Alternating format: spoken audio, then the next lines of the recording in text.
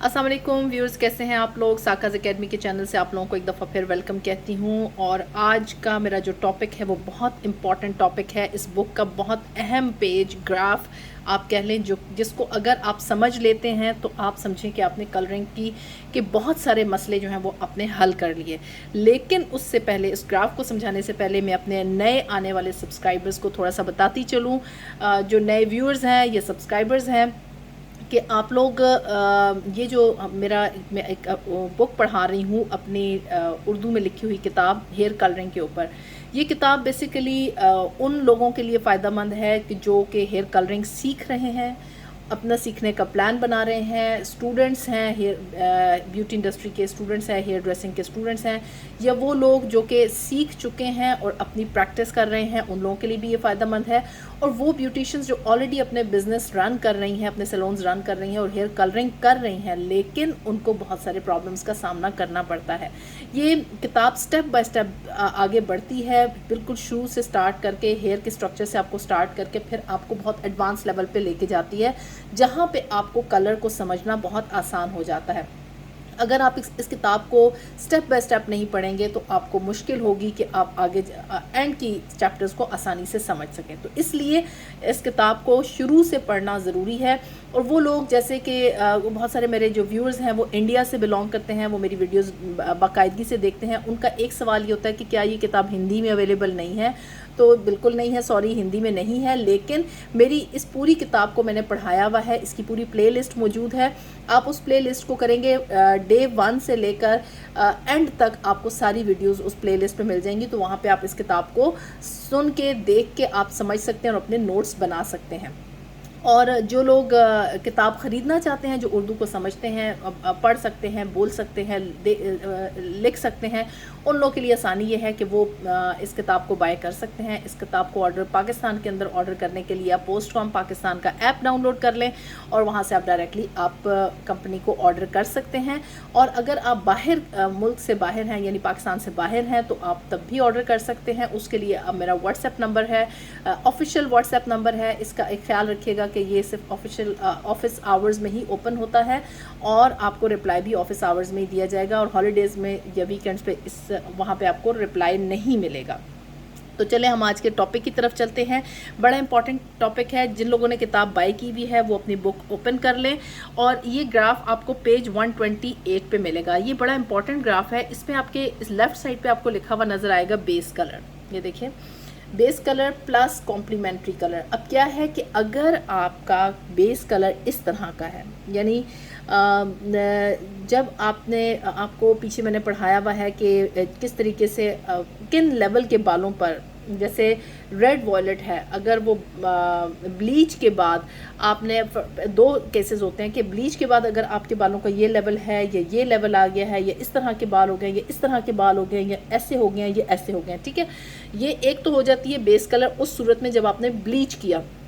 दूसरा ये होता है कि आपके पास अंडरटोन्स जिन्हें हम कहते हैं, कि आपको dark brown, medium brown, light brown, light dark blonde, medium blonde, light blonde, very light blonde, उनके अंडरटोन्स होती हैं। तो ये जो अंडरटोन्स हैं वो उस सूरत में, यानी ये दो केसेस मैं आपको बता रही हूँ। पहला मैं आपको बताऊंगी कि जब ब्लीच आप लोगों ने की हुई है और आपके पास इस किस्म का जब शेड आ जाता है, ठीक है। तो सबसे पहले हम यहाँ से स्टार्ट करते हैं, येलो से स्टार्ट करते हैं। कि अगर आपने ब्लीच किया और आपका बेस कलर आ गया येलो, आप उसमें उसको वॉयलेट के साथ, ये तो आपको पता है क्योंकि हम इसका कलर व्हील पढ़ चुके हैं, हम इसको वॉयलेट के साथ न्यूट्रलाइज करते हैं।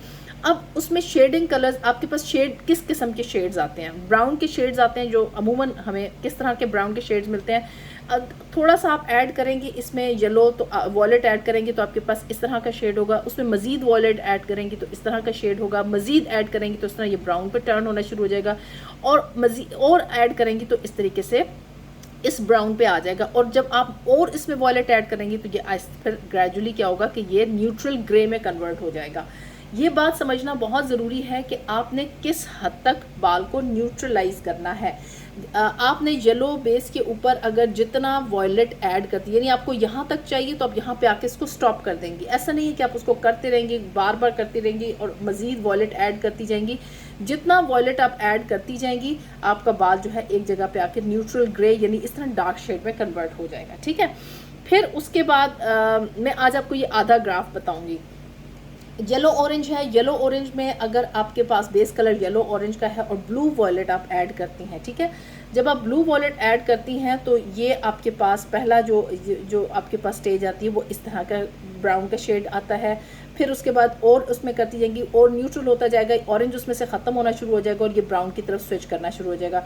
और जब आप ब्लू वॉयलेट ऐड करती रहेंगी तो एक जगह जहाँ पे वो ऑरेंज के ऊपर यानी उसके ऊपर हावी हो जाएगा, तो वो फिर जो वो ब्लू वॉयलेट जो है वो शेड आपका इस तरह का न्यूट्रल ग्रे में कन्वर्ट हो जाएगा। मेरी बात आई होप कि आपको समझ आ रही होगी। फिर आपके पास ऑरेंज बेस कलर है, बेस कलर आपका ऑरेंज आ जाता है, उस पर ज़ाहिर बात है हमने पढ़ा हुआ है कि अगर आपके पास ऑरेंज शेड आता है तो हम उसको ब्लू से न्यूट्रलाइज करते हैं। जब आप थोड़ा ब्लू ऐड करेंगे आपके पास इस किस्म का शेड आएगा, जब उसमें और ब्लू ऐड यानी ब्लू उसमें उसके साथ मज़ीद न्यूट्रल करेंगी तो इस तरह का ब्राउन हो जाएगा। ब्राउन के बाद आहिस्ता आहिस्ता वो ग्रे की तरफ जाना शुरू हो जाएगा जितना आप ऐड करती जाएंगे, और ग्रे से होता होता वो ब्लैकिश ग्रे जो होता है ना, न्यूट्रल ग्रे जैसे कहते हैं, बज़ाहिर देखने में वो आपको ब्लैकिश नज़र आता है लेकिन वो डल सा ब्लैक होता है, फीका सा ब्लैक, जिसे न्यूट्रल ग्रे हम कहते हैं, उस तरह का होगा, ठीक है। फिर इसके बाद आपके पास रेड ऑरेंज अगर बेस कलर है तो हम रेड ऑरेंज बेस कलर को ब्लू ग्रीन के साथ कॉम्प्लीमेंट्री कलर के साथ हम उसको न्यूट्रलाइज करते हैं। और वो फर्स्ट स्टेज में ऐसा होगा जितना हम उसको न्यूट्रलाइज करते जाएंगे, करते जाएंगे से क्या मतलब ये है कि उसको हम टाइम देंगे, यानी आपने कलर लगा के उसको टाइम दिया, जितना आप टाइम बढ़ाते जाएंगे यानी ज़्यादा टाइम करते जाएंगे, आहिस्ता आहिस्ता आपका बाल जो है वो इसी तरह करते करते इन स्टेजेस से होते होते न्यूट्रल ग्रे पे आके रुक जाएगा। ये देखें कि आपकी first stage, second stage, third stage, और ये जो स्टेजेस होती हैं ये टाइम, बेसिकली आपका टाइम है। आपने देखना ये है कि समटाइम्स तो हम न्यूट्रलाइजेशन का प्रोसेस जो है वो शैम्पू यूनिट पे ही करते हैं, और 2 minute, 3 minute, 4 minute, 5 minute, 6 minute, यानी आप जितना टाइम बढ़ाते जाएंगे तो वो कलर आहिस्ता आहिस्ता डार्क की तरफ जाना शुरू हो जाएगा, और ज़्यादा अगर आप उसको टाइम देंगे तो वो बेसिकली आके न्यूट्रल ग्रे पे आके रुक जाएगा।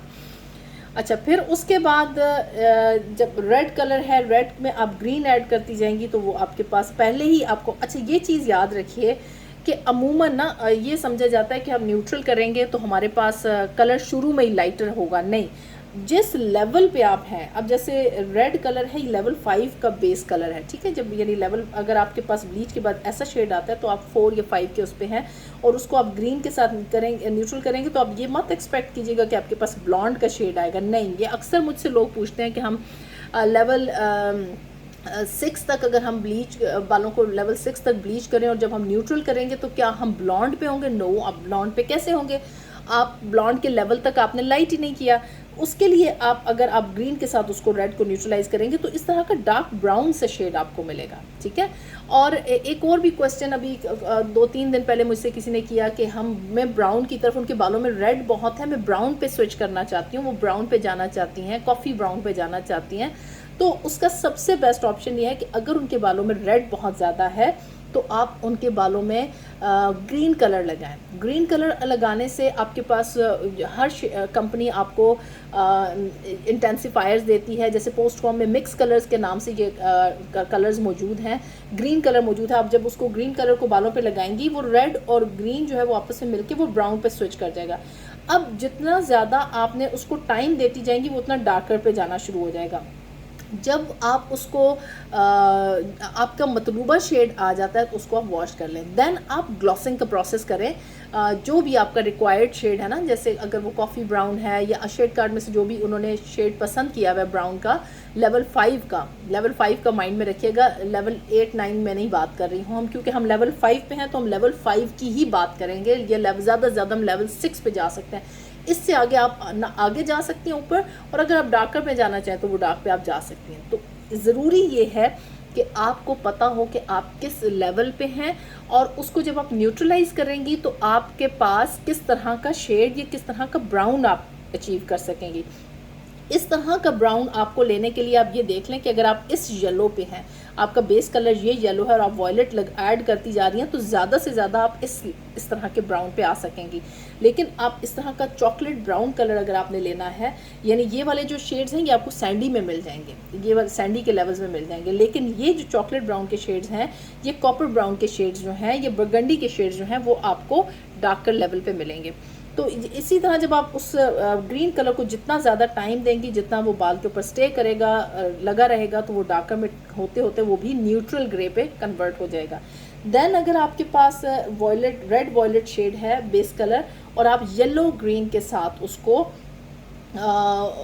आप करेंगी, न्यूट्रलाइज करेंगी, तो आपके पास पहला शेड ही इस तरह का डार्कर शेड आएंगे, और डार्क शेड होते हुए रेड और रेड वॉयलेट के जो को न्यूट्रलाइज करने के जो लेवल स्टेजेस हैं वो एक जैसी हैं, मतलब आपको एक जैसा रिजल्ट मिलेगा, क्योंकि जो रेड है और रेड वॉयलेट है ये लेवल 3 और 4 पे होता है। तो उस तरह के रिजल्ट के लिए फिर 3 और 4 का तकरीबन एक जैसा ही रिजल्ट आपको बज़ाहिर देखने में मिलता है। ठीक है, यहाँ तक तो आपको मेरा ख्याल है बात समझ आ गई होगी। अगर आप लोगों को बात समझ नहीं आई तो आप इस चीज़ को मुझे कमेंट बॉक्स में कमेंट कीजिए, मैं आपको मज़ीद एक्सप्लेन करने की कोशिश करूँगी।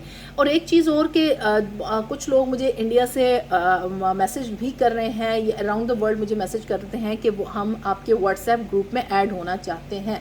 अगर आपने बुक बाय नहीं की, क्योंकि मेरे व्हाट्सएप ग्रुप में वही लोग शामिल हैं जिन लोगों ने किताब बाय की है, और उनके सामने ये किताब खुली हुई होती है, और वो साथ साथ अपना मेरा लेक्चर सुनते हैं और किताब को देखते हैं और पढ़ते हैं। अगर आपने बुक बाय नहीं की और आप मेरे उसमें ऐड होना चाहती हैं, ये स्पेशली वो लोग जो जिनको उर्दू पढ़नी नहीं आती है, ये उन लोगों के लिए है। तो फिर आपको मैं अपने व्हाट्सएप ग्रुप में, आप मुझे मेरे जो इंस्टाग्राम का जो मेरा अकाउंट है सारा कबीर ऑफिशियल के नाम से आप मुझे मैसेज करें, मैं इंशाल्लाह आप लोगों को फिर वहाँ पे रिप्लाई करूँगी और आपको प्रोसीजर बताऊँगी।